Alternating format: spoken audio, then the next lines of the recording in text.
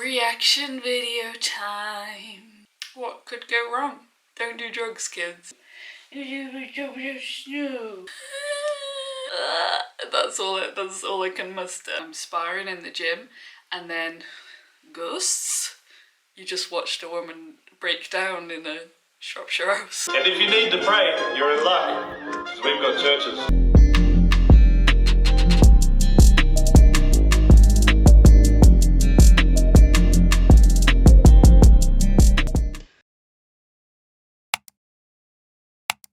It's that time of the week again where I am perfectly marinated in madness, and I've got 3 different liquids, all with their own healing properties, and then I just spew my thoughts all over the internet.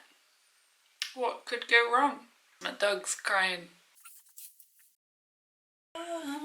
Did you have something to say? As previously alluded to with that minor panic, some creatine. It's the devil's hour. We're in Shropshire, my mother's asleep upstairs. It's the perfect conditions for some premium nonsense. So let's talk UFC 278. Excuse me. Let's talk UFC 278.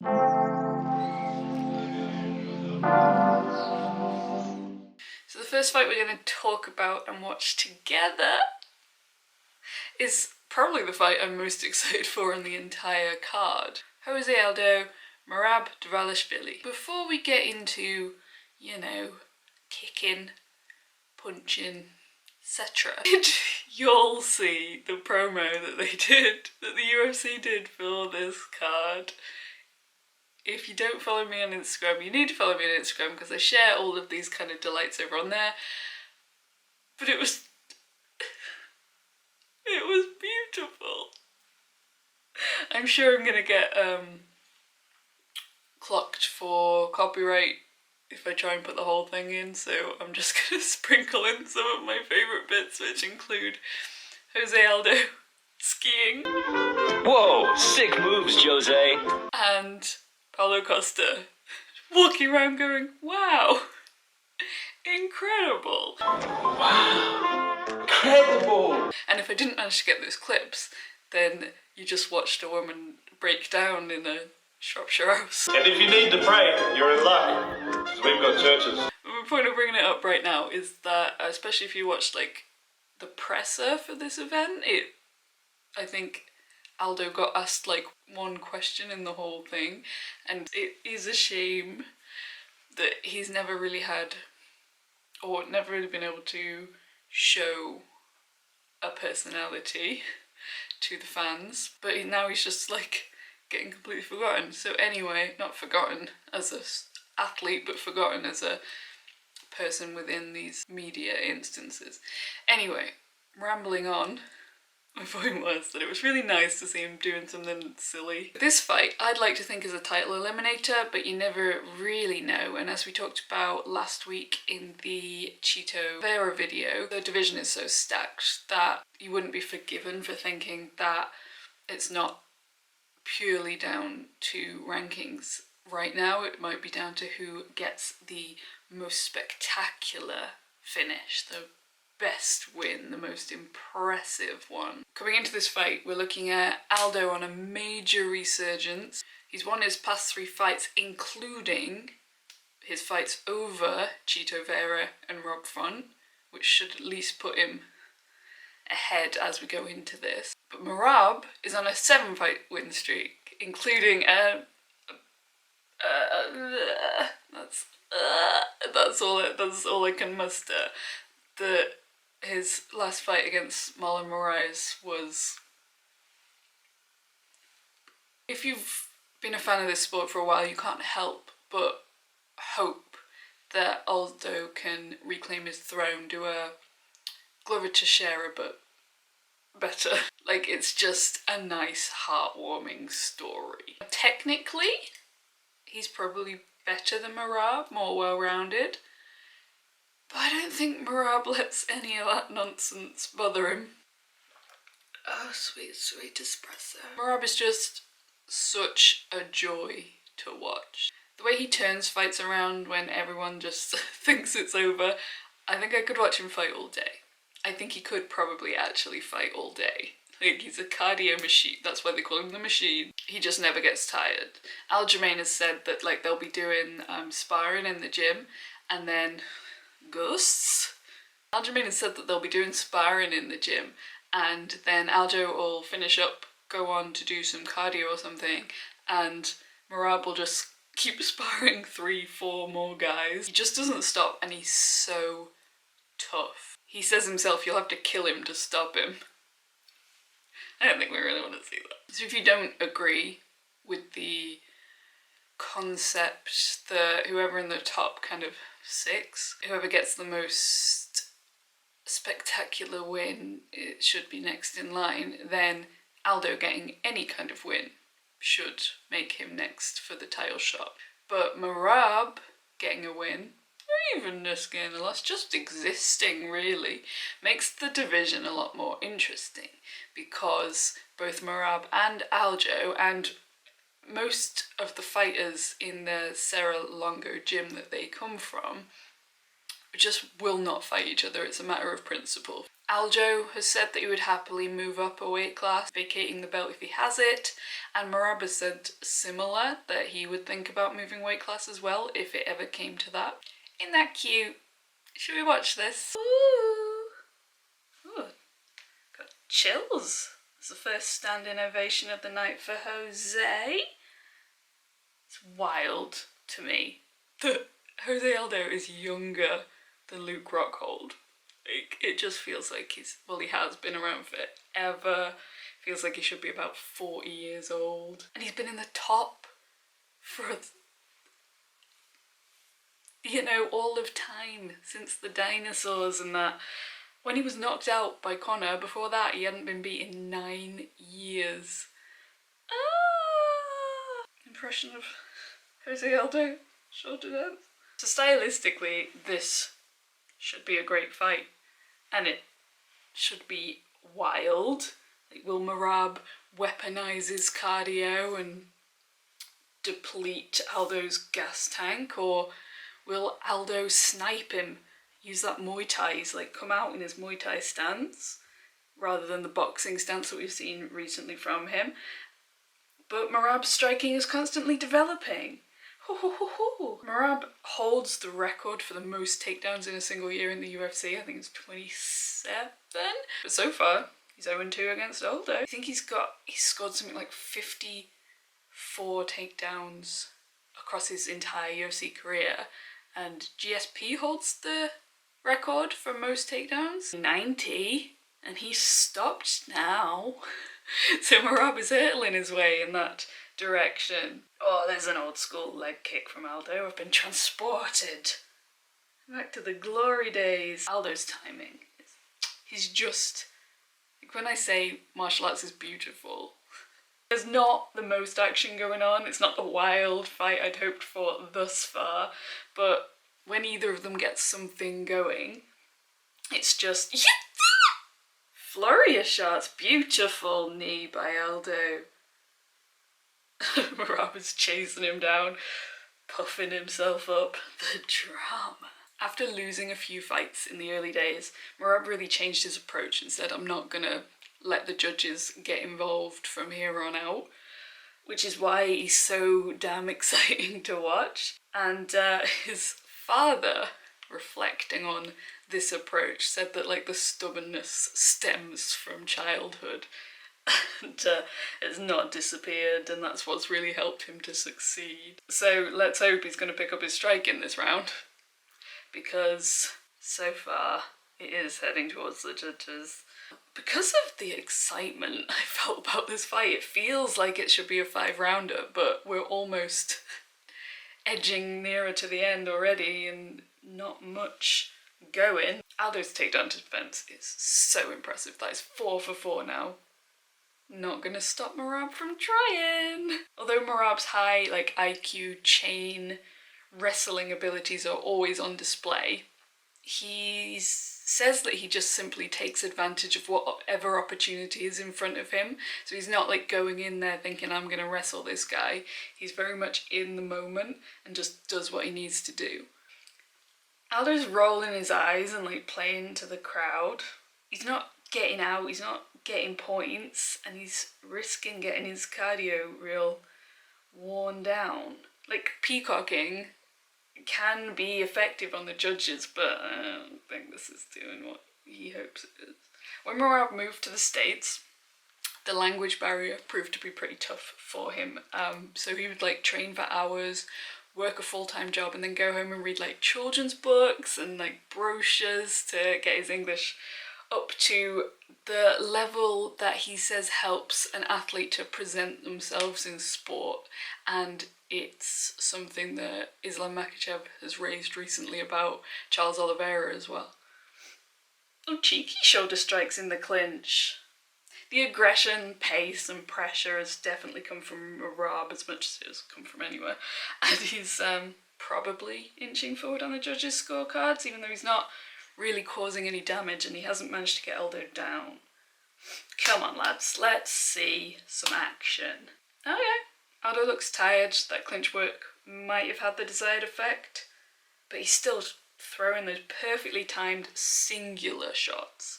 But Merab doesn't give a shit.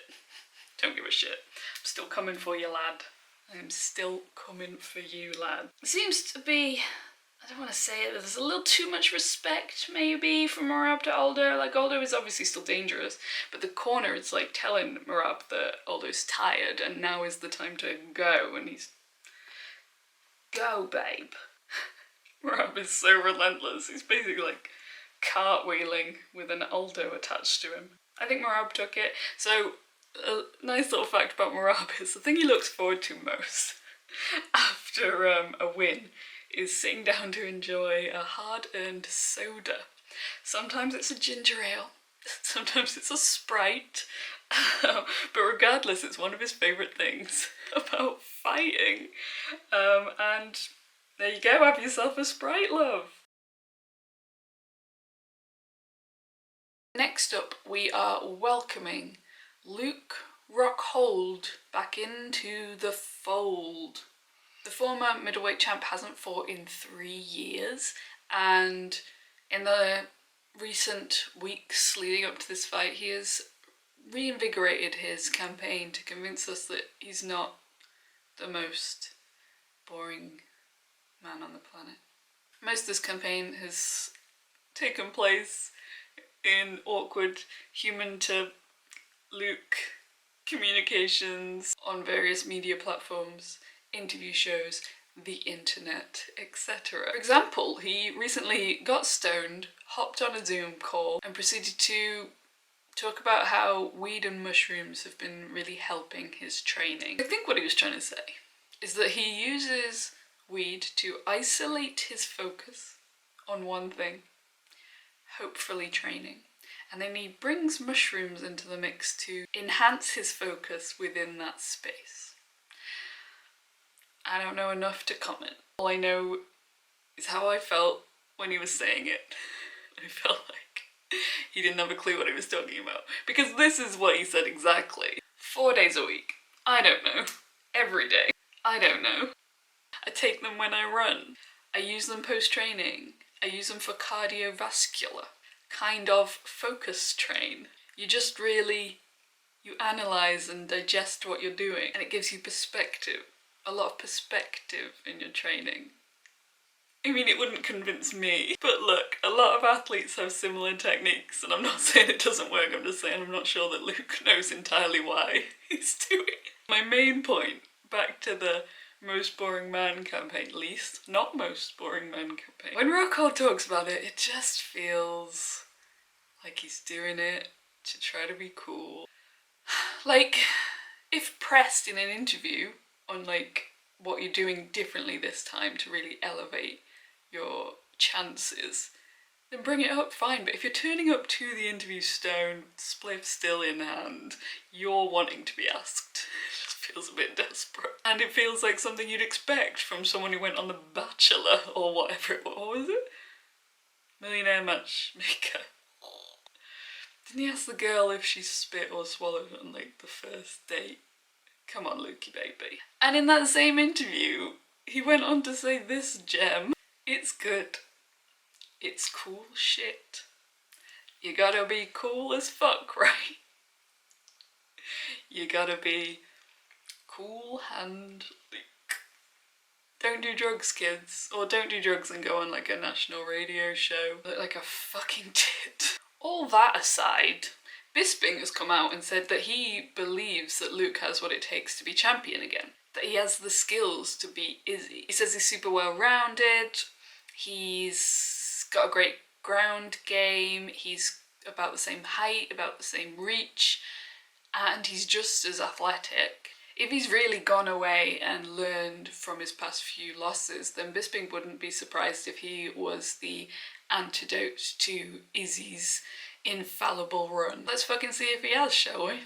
I'm gonna call it, guys. I don't see this going the distance.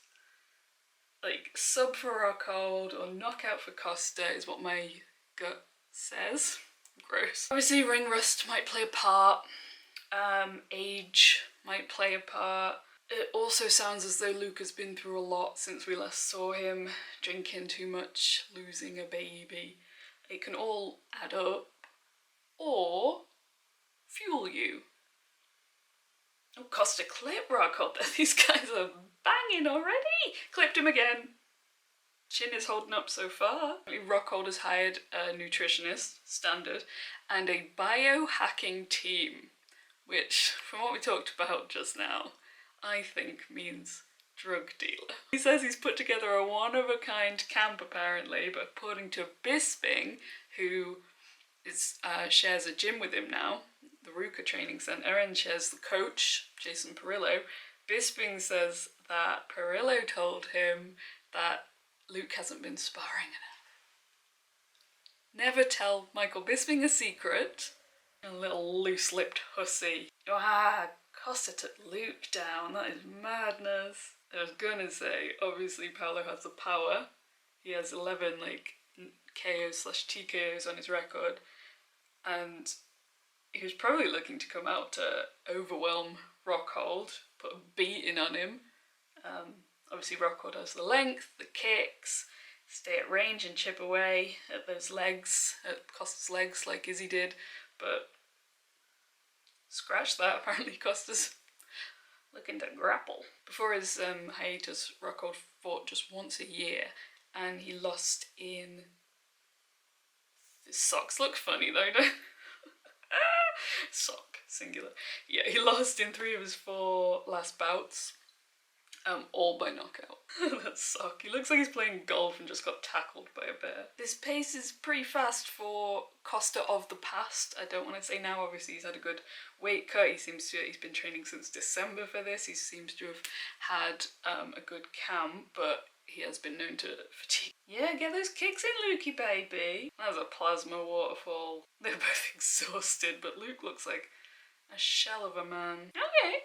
Rockhold's picking up a little bit of pace here. Maybe he needed a little success to get his head back in it. Maybe it was all mind games. Maybe he was like just pretending he was super... Oh, no, I meant... This is chaos in that 360 roundhouse. What the fuck? Nice.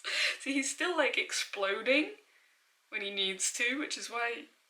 And like the hands on the knees thing is dramatic. So I don't know, don't know how real it is. Speaking of how awkward and weird Luke Rockhold is, remember when he almost did gang signs sitting next to Nate Diaz but then realised he didn't know what he was doing? I think about it all the time. Paolo thought he won, but he just hit him in the dick, mate. In the scramble. Binged him. Ah, binged him again. Luke is so weird. Fuck. No, fucked it. Fucked it, mate. Fucked it. Okay. Well, this fight's probably staying here now with Costa controlling. But we can't be too mad, because compared to that last fight, it's been pretty intense. And all of my predictions so far have been out. You were going to say it, so I'm going to say it first. That last one was not wild. This one did not end early. Maybe I know nothing. Maybe I know nothing. If Costa gets this sub, I quit. Less than 20 seconds, that's a huge move. No, he's not. He's rubbing his nose blood all over his face like a demented puppy. Another retirement. I mean, I don't... God, I just said I'm fucking old. I feel that. You're gonna be cool, you're gonna be no, you're gonna be wiser. A slug has slugged on my skipping rope. Countryside is gross. Ugh. The last fight we're going to watch together is, of course, the main event. The title fight.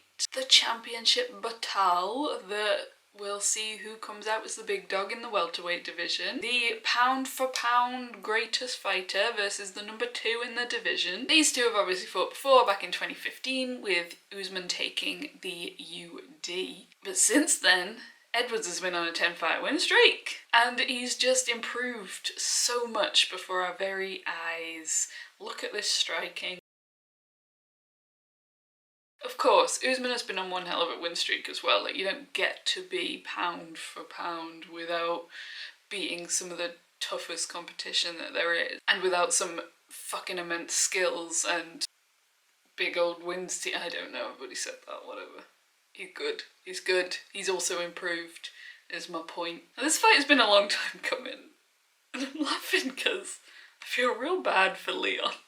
One, people kept forgetting about it. Like, Dana promised him the next title shot, and then there were still rumours coming out that it was anyone else. But many things have stood in his way. He's had a real long string of bad luck. Just need to see him walk into that octagon and... God, please don't have another, like, freak accident take place. My heart couldn't take it. And the thing is, Leon has all the skills to win this, but he does need to be perfect on the night, and that might be asking a little bit too much. If he lets Usman catch him, like Diaz caught him, then the power of Usman will stop this fight. 4 out of Usman's last 6 fights have all ended by knockout, and part of this kind of immense evolution that we've seen in Kamaru's striking has come because he moved his camp to sit under the watchful eye of Trevor Whitman. I've spoken before about Trevor Whitman and what makes him such a great coach in the Justin Gaethje video, which I'll link for you on the end screen.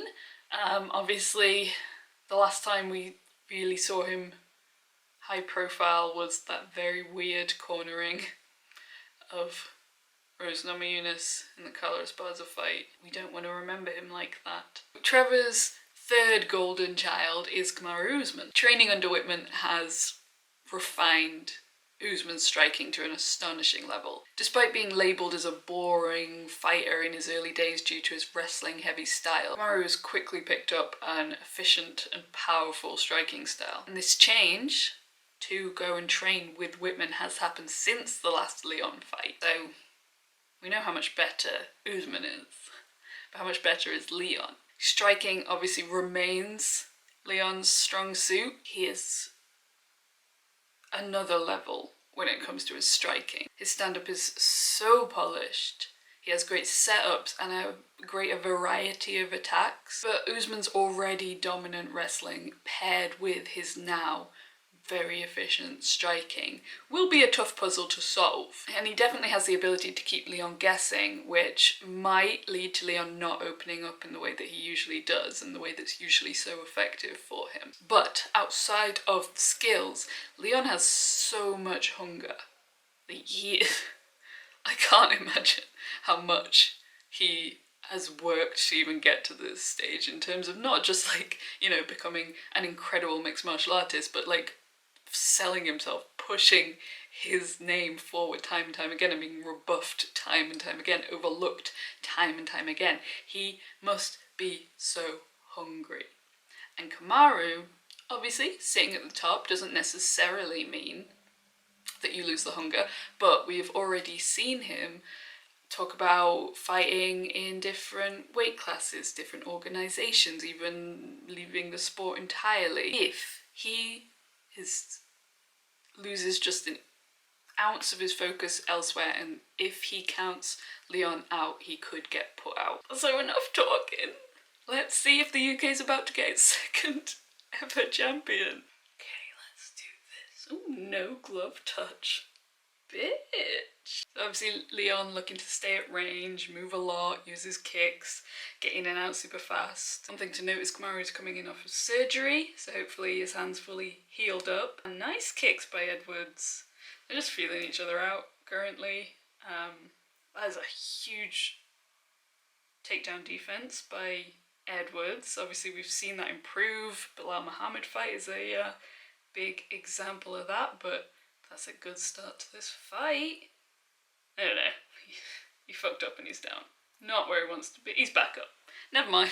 Never mind. He's doing great. Leon has shown us some dimensions. Obviously Kamaru is like, he's not bigger in terms of height, but he's like bigger, you know what I mean? And he can use his size to like bully Leon in the clinch, smother him, stick to him like honey. Oh my god, Edwards got Kamaru down. And got the full mount. What false reality are we living in? Leon has the body triangle, he's like going side to side trying to get under the chin. There's only 20 seconds left, but that is a huge round for Edwards and a huge confidence boost for him. Are my hopes shooting up? Yes, they are. Is this gonna happen? I didn't want to believe it. Oh, did he clip? No, he got caught in the cage. What? He got his foot caught in the... What? That's not what he needs. Oh, now he's got the pressure coming in from Usman though. Big shots. That's...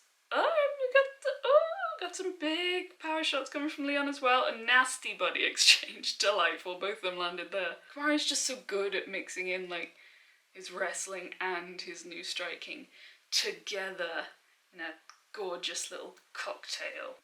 Hopes are not, they've not gone, but Kamaru, we're back to usual programming. Oh no, Leon baby. He wasn't even going for the takedown, it was just a feint. So while Usman was still wrestling as an amateur, we saw him, you and I, on The Ultimate Fighter. He came in as Mayhem Miller's wrestling coach.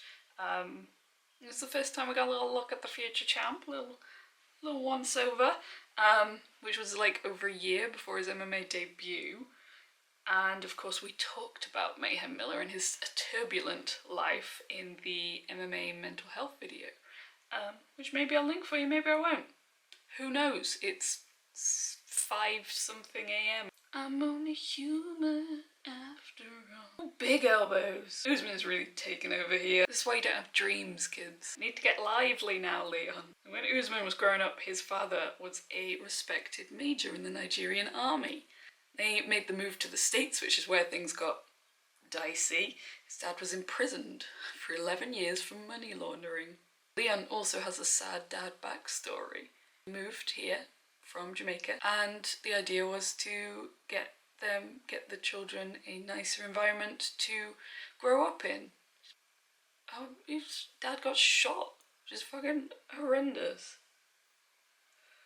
That happened when Leon was just a teenager. And I also have a sad dad backstory, so really we're like 3 peas in a pod. Her manhandling Edwards into position is a bit degrading at this point. Big shots. Big shots to end the round from Usman. He's evolved so beautifully. Rocky lost his UFC debut, but then he rebounded with a 8-second KO, and then he's obviously lost to Kamaru before, and it's looking like a similar story here, unless Edwards can pull off something spectacular. Oh, Leon is getting beat right next to the broadcast team, and if you can hear them, that's just demoralising, saying he's not good enough to be the best. Alright, that was a pretty weird move by her, but like, I didn't hear him warn them about lack of action, only about Rocky grabbing the gloves, and then he put him back where Rocky should hold the advantage. Time for some action, Leon, come on. Open it up. Give it everything.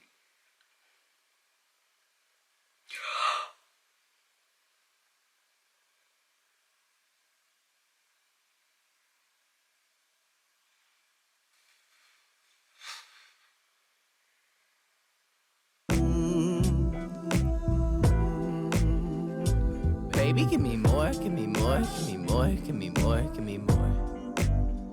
I never feel full.